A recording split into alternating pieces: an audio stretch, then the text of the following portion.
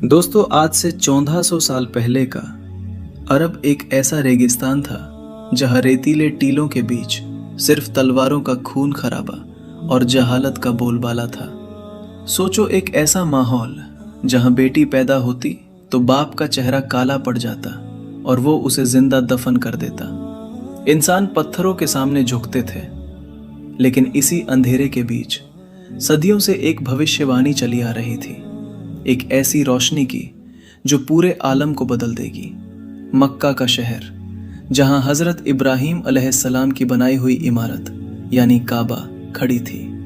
इस शहर के सबसे मोअज़्ज़ज़ बुजुर्ग थे हजरत अब्दुल मुत्तलिब। एक रात उन्होंने एक अजीब सा ख्वाब देखा।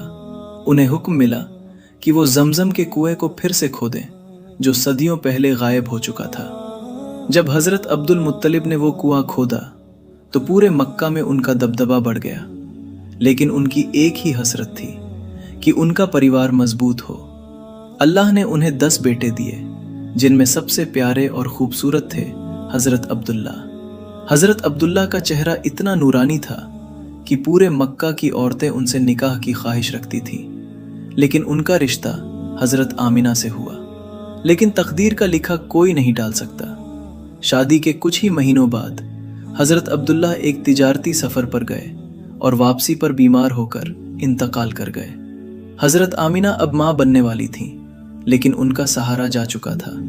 वो अकेली थीं, लेकिन उन्हें ख्वाब में बशारतें मिलती कि उनके पेट में जो बच्चा है वो इस दुनिया का सरदार है।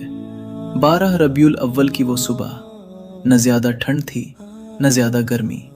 सुबह सादिक के वक्त जब पूरी दुनिया सो रही थी, मक्का के एक छोटे से घर में वो नूर पैदा हुआ जिसका इंतज़ार हज़रत इब्राहीम अलैहिस्सलाम ने दुआओं में और हज़रत ईसा अलैहिस्सलाम ने बशारतों में किया था। हज़रत आमिना फरमाती हैं कि जब आप सल्लल्लाहु अलैहि वसल्लम पैदा हुए तो उनके जिस्म से ऐसा नूर निकला कि उन्हें मुल्क शाम के महल साफ नजर आने लगे। दादा अब्दुल मुत्तलिब इतने खुश हुए कि उन्होंने बच्चे को गोद में लिया और काबा लेकर गए और नाम रखा मोहम्मद, जिसकी जितनी तारीफ की जाए कम है। इधर यमन में एक जालिम गवर्नर था, अबरहा। उसे जलन थी कि लोग मक्का में काबा की जियारत क्यों करते हैं। उसने एक बहुत बड़ा और सोने से सजा हुआ चर्च बनवाया और हुक्म दिया कि अब से लोग यहां आए। लेकिन जब एक अरबी ने वहां जाकर उसकी बेहुरमती की तो अबरहा आग बबूला हो गया। उसने कसम खाई कि वो काबा को मिट्टी में मिला देगा। वो 60,000 का लश्कर और 13 बड़े हाथी लेकर मक्का की तरफ निकल पड़ा। अबरहा जब मक्का के करीब पहुंचा तो उसने हजरत अब्दुल मुत्तलिब के 200 ऊंट छीन लिए। अब्दुल मुत्तलिब उससे मिलने गए। उनका रौब ऐसा था कि अबरहा अपने तख्त से नीचे उतर आ गया।